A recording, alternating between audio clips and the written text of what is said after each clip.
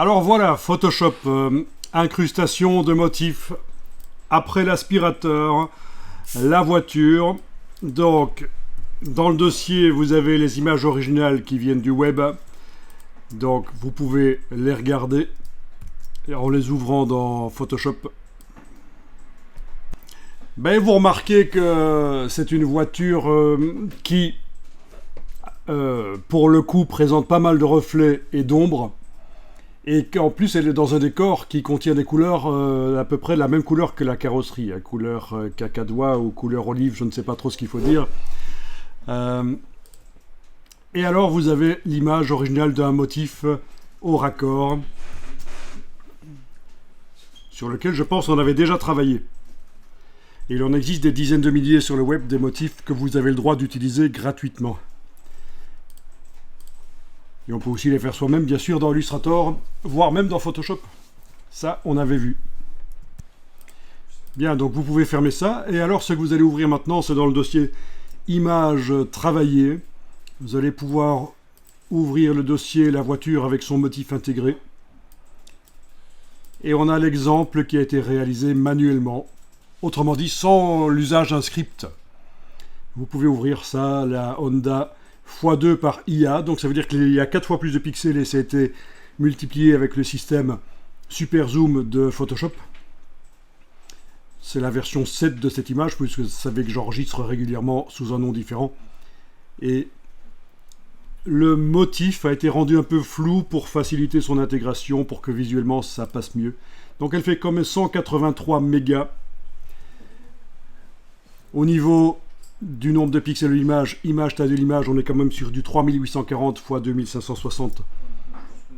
Donc c'est quand même un peu costaud.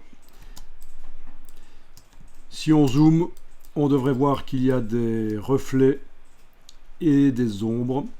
Alors concrètement, on va aller voir directement dans la palette des calques comment ça a été fait. Menu fenêtre calque bien sûr. Et dans la palette des calques,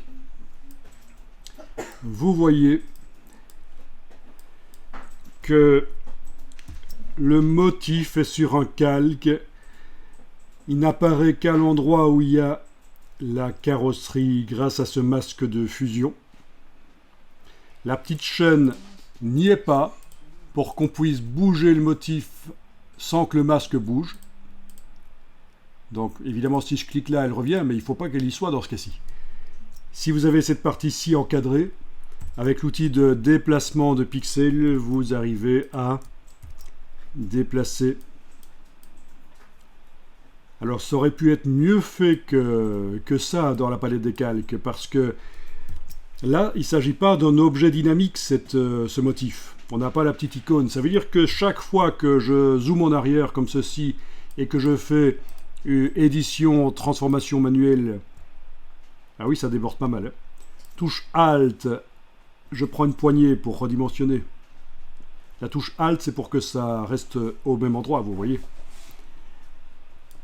Voilà, et je valide. Donc chaque fois que je fais quelque chose comme ça, une transformation manuelle, je détruis un peu plus l'image du motif, parce que j'attaque directement les pixels.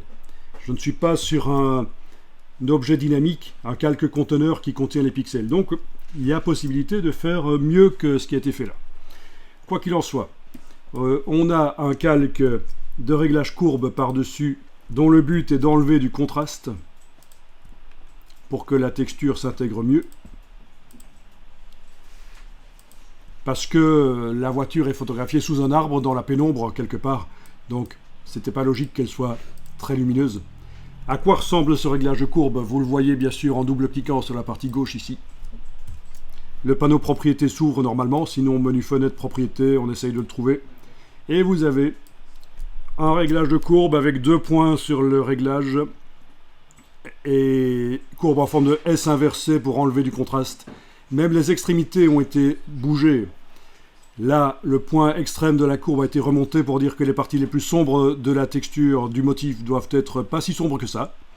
Et le point en haut à droite a été abaissé pour dire que les parties les plus claires doivent être moins claires.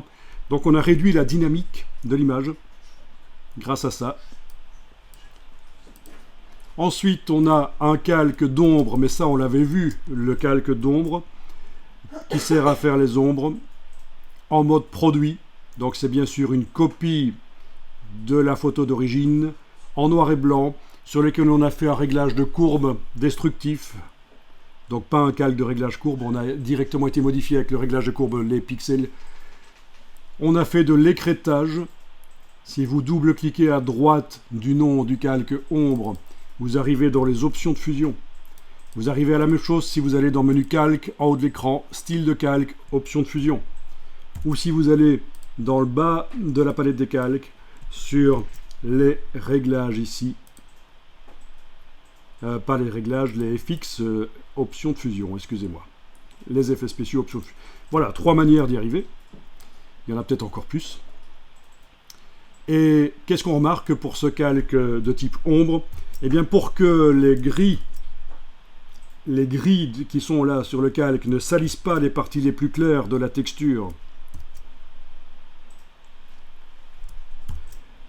on a rendu invisibles les pixels les plus clairs grâce au curseur ici.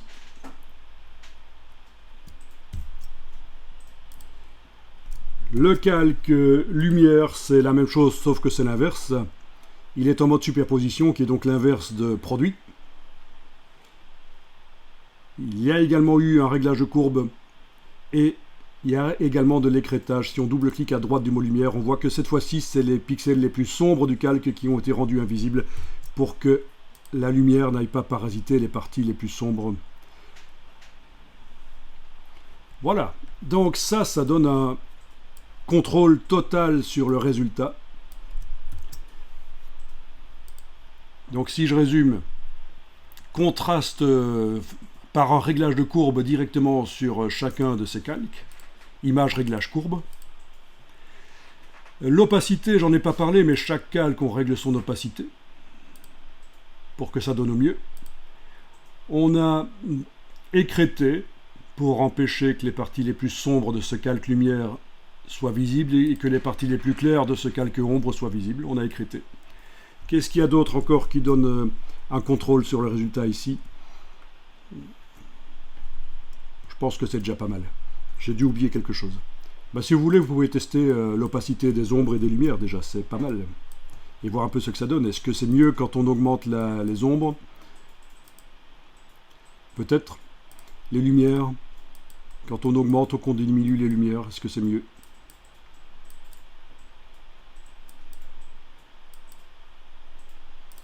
Quand on double-clique et qu'on bouge les curseurs ici. Double-clic à droite du nom et qu'on bouge les curseurs. Alors ça a l'air un peu complexe, mais quand on a compris, c'est assez facile. Et ce qui est intéressant avec ça, c'est que vous apprenez à utiliser Photoshop à un niveau quand même pas mal.